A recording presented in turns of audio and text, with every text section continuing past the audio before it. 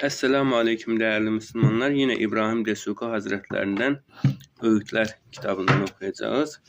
Başlık Allah dostu. Allah'a giden yol birçok zorluklar ve meşakkatlerle dolu olur. Ancak netice aydınlık olur. Kul ile Allah arasındaki perde kaldırıldığında kul manevi ilhamlar almaya başlar. Neredeyse levh-u mahfuzdaki rumuzları okuyacak hale gelir. Çok ince manalara muttali olur. Akla hayala gelmeyen manevi zevkler duyar. Sonra kul kalbi ile birlikte olur. Daha sonra da kalbini aşarak kendisine o kalbi bahşeden Yüce Mevla ile birlikte olur. Kalbi bile aşar. Ayet-i kerimede ne buyurulur? O insan ile kalbi arasına girer. Enfal suresi 24. ayet-i kerime.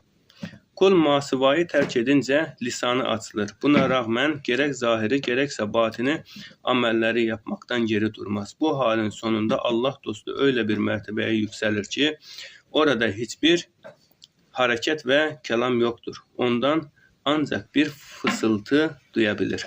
Bu hal hissinin dışında bir olaydır. İşte burada Allah dostu safanın safasına, vefanın vefasına erer. Sonra da ihlas için ihlası seçer. Daha sonra Allah'a öyle yaklaşır ki onunla birlikte olur. Ancak onunla birlikte olmanın da adabı var. Bunu da yalnız arifler bilir. Arif olan kimse irfan makamında kemale erince Allah kendisini vasıtasız ilme varis kılar. Manevi sayfalarda yani ledünlü ilim. Manevi sayfalarda yazılı bulunan ilimleri öğrenir.